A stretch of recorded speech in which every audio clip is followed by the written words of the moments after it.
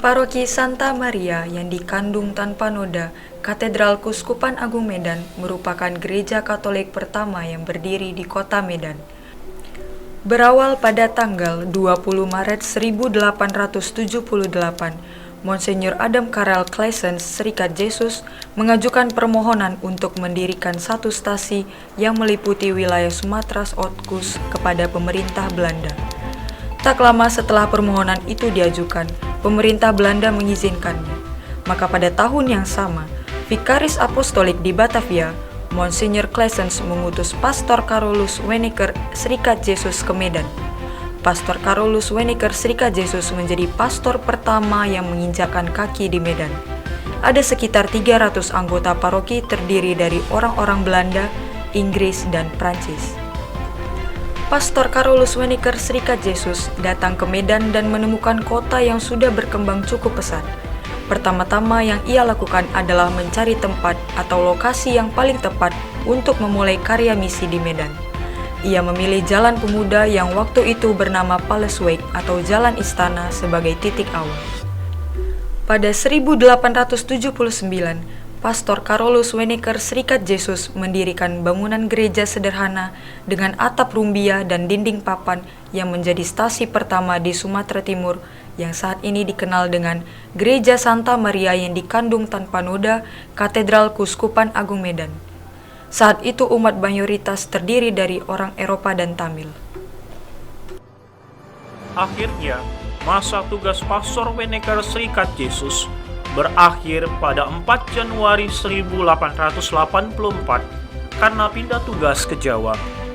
Dan hingga awal tahun 1892, stasi Medan tidak memiliki pastor menetap. Mulai awal tahun 1892 hingga 1898, ada 3 pastor Serikat Yesus yang bertugas, yakni Pastor W.J. Stahl, Pastor Hendrikus Visser, dan Pastor B.J.J. Matser. Dan setelah itu hingga tahun 1903, kembali tidak ada pastor menetap, tetapi dilayani oleh para misionari Serikat Yesus yang mampir ke Medan. Pada tanggal 19 Februari 1903, Pastor Jos Franken, Serikat Yesus, diangkat menjadi pastor di Medan hingga 21 Desember 1908. Pada tahun 1903, Pastor Franken membangun pastoran dan gereja permanen di Medan dengan jumlah umat yang semakin bertambah sampai pada tahun 1909. Beliau harus kembali ke negeri Belanda karena sakit. Sesudah itu, stasi di Medan berada dalam keadaan kosong tanpa dilayani pastor karena kekurangan tenaga misionari. Pada bulan Juni 1912, penyerahan pelayanan dari Ordo Serikat Yesus kepada Ordo Fransiskan Kapusin diterima oleh Pastor Camillus Abul, OFM Kapusin. Beliau adalah pastor Kapusin pertama yang berkarya di Medan. Pastoran Katedral Medan menjadi tempat tinggal misionaris Ordo Kapusin yang melayani umat lokal di berbagai daerah dalam kota dan luar kota Medan. Pastor Camillus diganti oleh Pastor Dionysius Praeser dari tahun 1915 sampai 1917. Beliau menjalani gaya hidup orang Katolik Ortodoks yang berpendapat bahwa aturan-aturan moral harus dipertahankan secara ketat. Komunitas umat Tamil dari daerah Kampung Keling dan Sungai Sikambing yang pada mulanya bergereja di katedral, pada tahun 1915 mulai membentuk gereja sendiri dan menjadi paroki Hayamuruk yang diprakarsai oleh Pastor Ferdinandus van Loon. Mulai dari tahun 1912 sampai 1921, ada sebanyak 20 orang Kapusin yang diutus ke Sumatera. Pucuk pimpinan gereja di Sumatera diserahkan kepada Monsignor Liberatus Klutz yang sudah berusia 57 tahun. Para misionaris Kapusin telah melakukan pembaptisan umat di berbagai daerah luar kota Medan. Pastor ketiga yang ditugaskan ke Medan adalah Pastor Matthias de Wolf. Pastor Matthias de Wolf tiba di Medan pada bulan September 1917. Ia mempunyai gaya pastoral yang berbeda dengan pendahulunya. Ia tidak fokus pada moralitas individu, tetapi menekankan perubahan sosial dalam misi. Ia membela hak setiap orang untuk menikah, termasuk antara pegawai pemerintah Belanda dengan orang-orang Indonesia dan Cina. Menurut catatan sejarah, Pastor Matthias pernah sama-sama melayani umat di stasi Medan bersama dengan Pastor Rupertus Verbruch, OFM Kapusin. Pada tahun 1918 sampai 1920-an, tercatat pembaptisan pada buku Liber Baptismorum di Katedral Medan yang dilakukan di daerah Bangun Purba, Galang, Bulu Cina, Pangkalan Berandan, Binjai, Tanjung Merawa, Kisaran, Lubuk Pakam, Pangkalan Susu, Tanjung Malai, Martubung, Siantar, Brastagi, Bagan Siapi-api, dan Kabanjahe. Untuk mendukung keberadaan gereja, maka sekitar tahun 1923 berdirilah sekolah Katolik pertama di Medan, yaitu sekolah yang dirintis oleh Kongregasi Suster Dongen atau SFD. Pada tahun 1924, komunitas umat Tionghoa yang bergabung dengan pastor Eropa mulai mendapatkan pelayanan dalam bahasa Mandarin oleh Pastor Marcellinus Simons, OFM Kapusin.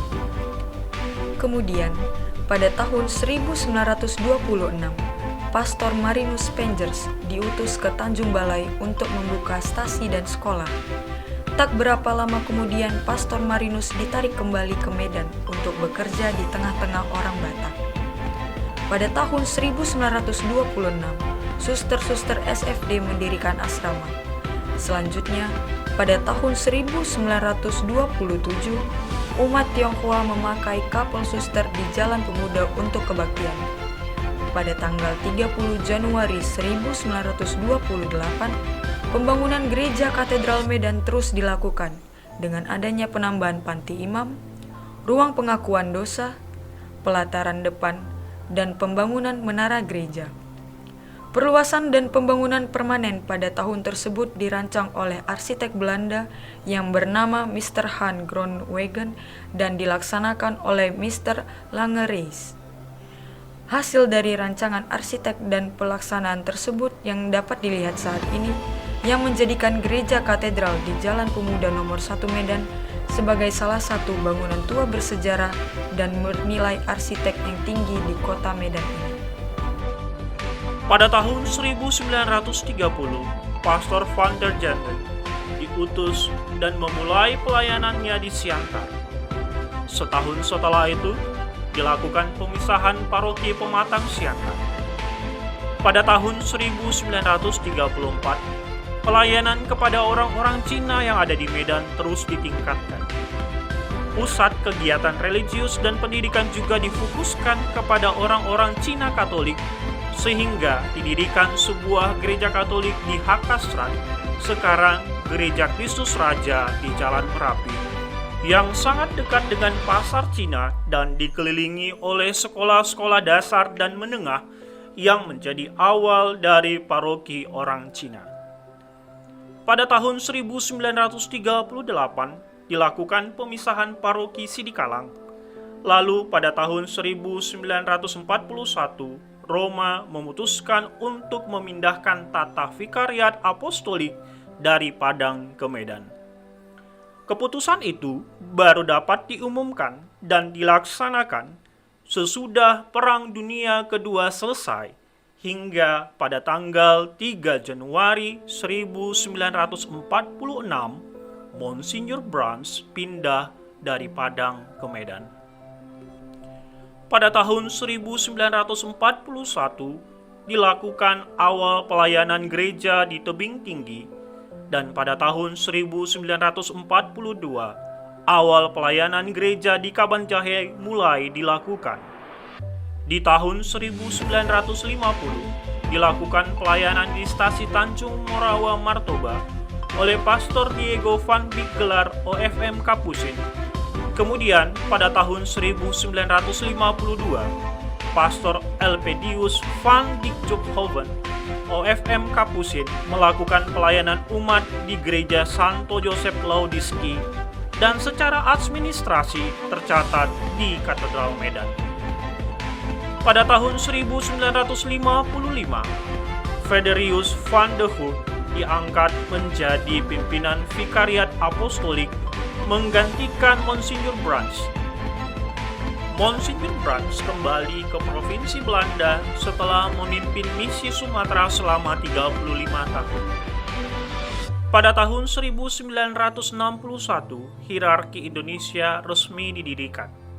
Vikariat Apostolik Medan menjadi Keuskupan Agung Medan. Harapannya adalah Gereja Indonesia menjadi dewasa dan mandiri. Bagi Keuskupan Agung Medan, keputusan ini sungguh merupakan langkah yang berani dan menantang. Pada waktu itu, umat di Keuskupan Agung Medan berjumlah 94.433 orang. Semua imam yang berkarya berasal dari Ordo Kapusin. Di tahun yang sama, Pastor Diego van Biggelar OFM Kapusin melakukan pelayanan di stasi Pasar Merah, dan Pastor A.C. Ratelan OFM Kapusin melakukan pelayanan di stasi Marindal. Pada tahun 1963, Pastor Diego memulai pelayanan di stasi Diski. Komunitas basis umat paroki Katedral Medan mulai digalang keberadaannya sejak tahun 1962, yaitu dengan terbentuknya lingkungan Santo Joseph Glugur Kota yang meliputi daerah Jalan Pemuda, Kesawan, Glugur, Pulau Brayan, hingga Pulau Brayan Bengkel.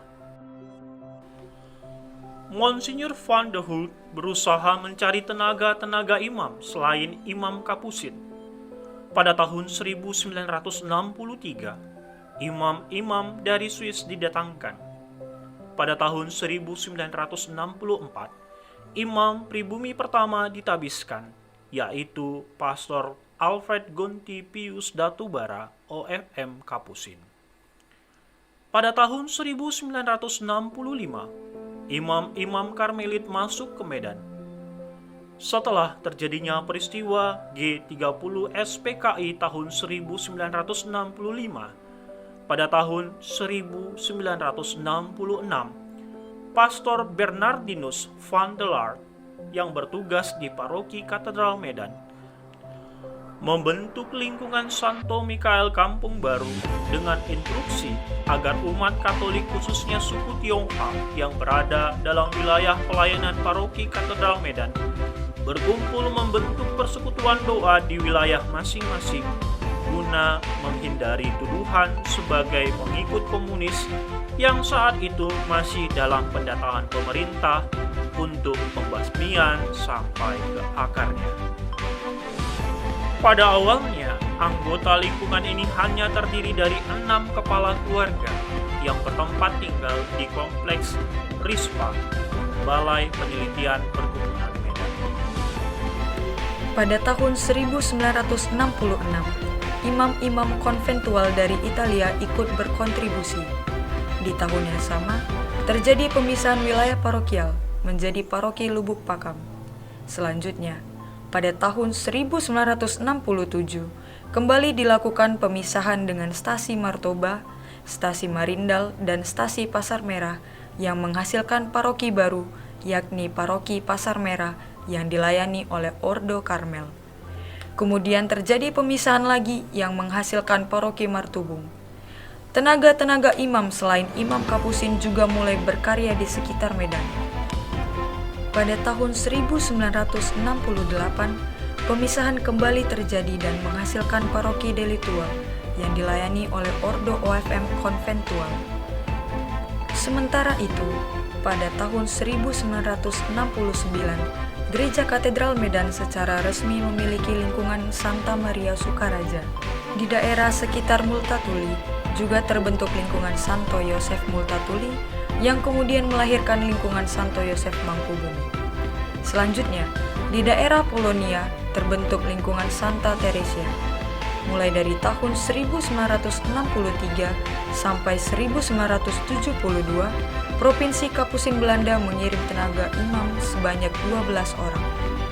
Pada tahun 1974, imam-imam PME Kanada hadir di Medan dan imam-imam Serikat Xaverian terlibat. Inilah yang menjadi cikal bakal keragaman tarekat yang melayani di Keuskupan Agung Medan. Tak berapa lama kemudian, pada tahun 1975, pucuk pimpinan Keuskupan Agung Medan diserahkan kepada Monsinyur A.G. Pius Datubara OFM Kapusin untuk menggantikan Monsinyur Ferrerius van den Hurk OFM Kapusin. Kala itu, jumlah umat Katolik sudah mencapai 235.451 orang dengan 94 orang imam dan 36 orang calon imam. Para imam itu terdiri dari berbagai tarekat, yaitu Kapusin, Karmelit, Konventual, PME, dan Jesuit. Pada tahun 1976, misionaris dari Ordo PME, yaitu Pastor Raymond PME dan Pastor Bertrand Roy PME, melayani di stasi Medan luar kota. Selanjutnya pada tahun 1980, pemekaran paroki kembali terjadi dan menghasilkan paroki Binjai. Pada tahun 1987, Gereja Katedral Medan resmi memiliki 3 lingkungan baru hasil dari pemekaran lingkungan Santo Yosef Blugur Kota, yaitu lingkungan Hati Kudus Yesus Brayan Kota, lingkungan Santo Antonius dari Padua Sayagul, dan lingkungan Santo Bonaventura Lorong 1. Lalu pada tanggal 8 Desember 1987, dibentuk lingkungan Santa Maria Takbernoda asal Kesawan yang dikukuhkan oleh Pastor Canutus Mensing OFM Kapusin. Pada tahun 1988, di daerah Pulau Brayan Bengkel, terbentuk lingkungan tersendiri yaitu lingkungan Santo Petrus yang kemudian pada tahun 1989 membentuk stasi Santo Paulus Brayan Bengkel. Pada tahun yang sama, juga terjadi pemisahan paroki yang menghasilkan 2 paroki baru, yakni Paroki Medan Timur dan Paroki Tristasi.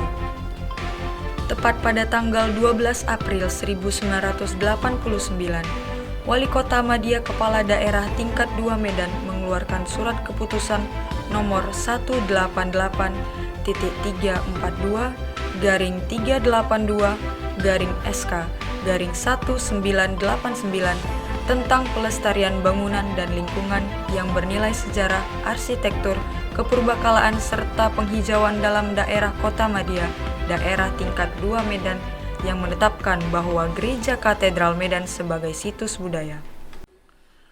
Pada tahun 1990, kembali terjadi pembentukan lingkungan untuk TNI AU, yaitu lingkungan Santo Yohanes TNI AU. Pada tahun 1998, pelayanan pastoral di Paroki Katedral Medan yang awalnya dipercayakan pada Imam Kapusin diserahkan kepada Imam Diosesan. Pada masa selanjutnya terjadi penambahan lingkungan, di mana pada tahun 1999 lingkungan Hati Kudus Yesus dimekarkan dan terbentuk lingkungan Santa Elizabeth Brayan Darat. Pada tanggal 12 Februari 2009, Monsinyur A.G. Pius Datubara mengundurkan diri terkait usia pensiun. Tepatnya pada tanggal 22 Februari 2009, Monsinyur A.G. Pius Datubara menyerahkan tongkat pengembalaan kepada Monsinyur Anicetus B. Sinaga untuk menggantikan tugas beliau di Keuskupan Agung Medan. Pada saat itu, diperkirakan jumlah umat yang terdaftar di Keuskupan Agung Medan berjumlah sekitar 512.000 orang. Upacara penyerahan pengembalaan dilakukan di Gereja Katedral Medan. Perayaan Ekaristi dipimpin oleh Monsinyur Pius Datubara didampingi Monsinyur Anicetus Sinaga. Monsinyur Leopoldo Girelli dan Kardinal Julius Dharma Atmaja, serta Monsinyur Martinus Situmorang. Pada tahun 2010, pemekaran lingkungan kembali terjadi di Gereja Katedral Medan, di mana lingkungan Santo Mikael Kampung Baru dimekarkan dan menghasilkan lingkungan Santa Agnes Titik Kuning. Pada saat masa jabatan Monsinyur Anicetus Sinaga, salah satu fokus perhatian beliau adalah membangun umat beriman sebagai insan devosionalia. Hal ini sering diserukan oleh Bapak Uskup dalam khotbah pada perayaan-perayaan penting, baik di paroki katedral sendiri maupun di paroki atau tempat lainnya.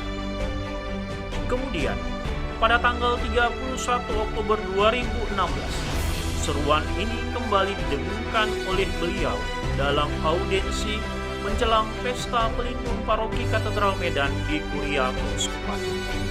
Seruan Bapak Uskup ini sesungguhnya senada dengan harapan umat beriman di Paroki Katedral Medan, bahwa alangkah baiknya jika Paroki Katedral Medan yang berlindung pada Bunda Maria memiliki tempat khusus bagi umat untuk berdevosi kepada Bunda Maria. Oleh karena itu, pada awal tahun 2017, setelah rapat paripurna berlangsung, rencana pembangunan Gua Maria dan Kapel Adorasi dimasukkan dalam program-program paroki untuk kedepannya.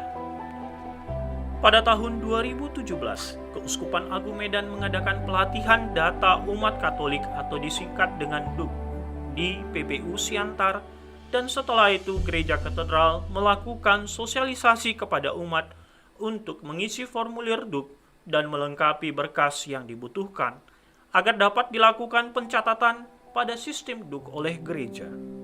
Selanjutnya, pada tahun 2018, lingkungan Hati Kudus Yesus Brayan Kota dimekarkan dan menghasilkan lingkungan Santa Maria Ratu Rosario. Dengan demikian, Gereja Katedral Medan resmi memiliki 14 lingkungan dan 1 stasi.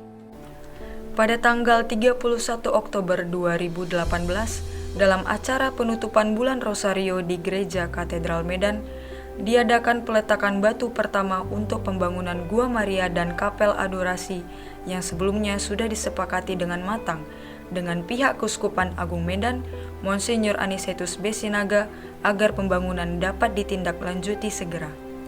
Kemudian pada tanggal 8 Desember 2018, Gereja Katedral Medan merayakan Hari Raya Santa Perawan Maria dikandung tanpa noda, dan pada perayaan Ekaristi, Monsinyur Anicetus Sinaga OFM Kapusin mengumumkan bahwa Tahta Suci Vatikan menerima pengunduran dirinya karena telah melewati batas usia 75 tahun, dan Paus Fransiskus menunjuk Reverendus Pater Cornelius Sipayung OFM Kapusin yang pada saat itu menjabat sebagai Minister Provinsial Kapusin Medan untuk melanjutkan kepemimpinan Monsinyur Anicetus Sinaga sebagai Uskup Keuskupan Agung Medan.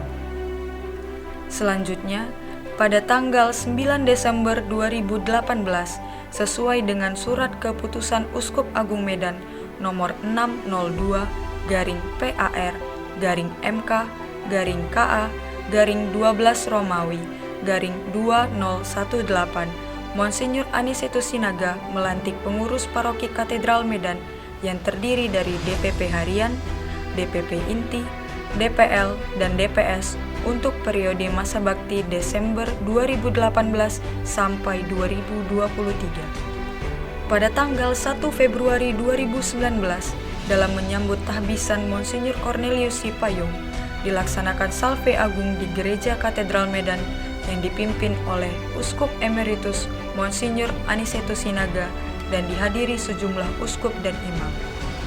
Saat Salve Agung, Monsinyur Cornelius Sipayung mengikrarkan kesetiaan kepada Bapa Suci dan pengakuan iman, serta dilakukan pemberkatan aneka perlengkapan yang akan dikenakan uskup.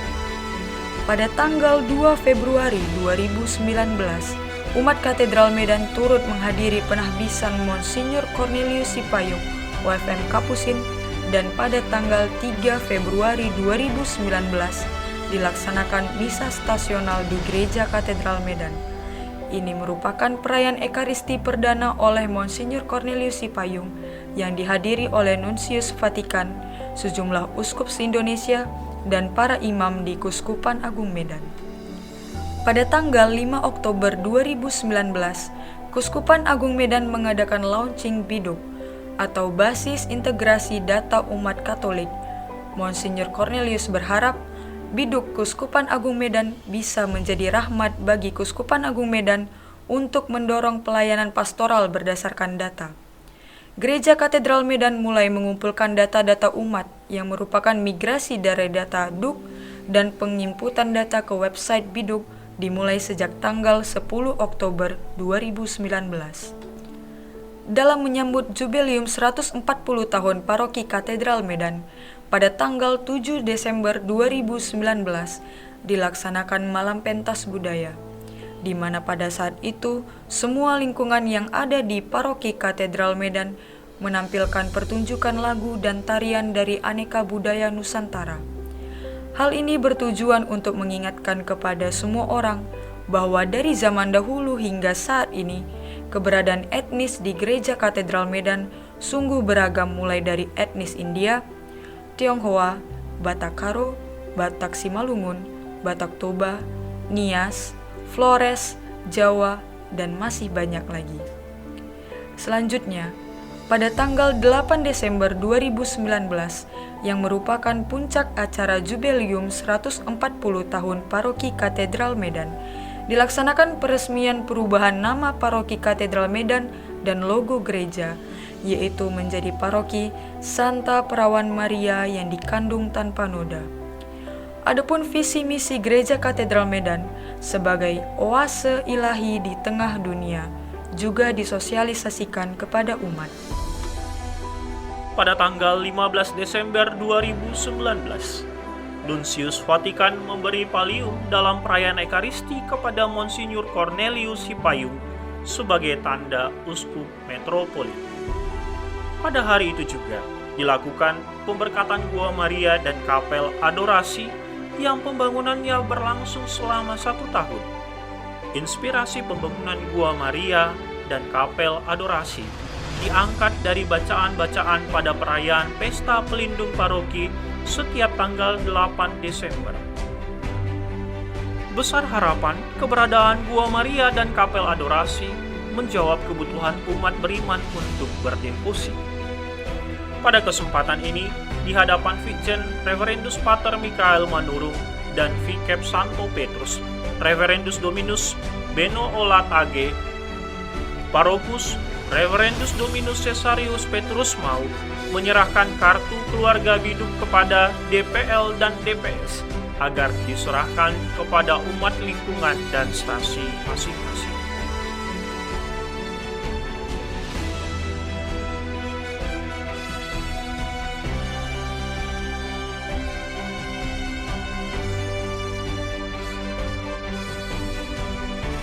Di usia yang ke-140, usia yang sudah sangat tua, umat bersama dengan pastor paroki dan vikaris paroki tetap berusaha untuk menghadirkan wajah gereja katedral sebagai mater et magistra, yang artinya induk dan guru bagi semua gereja paroki yang ada di Keuskupan Agung Medan.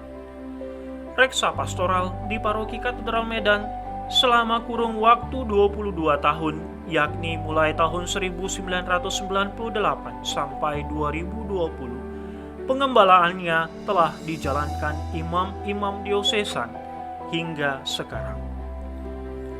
Pelbagai perubahan telah dilakukan dari waktu ke waktu untuk pelayanan yang lebih baik.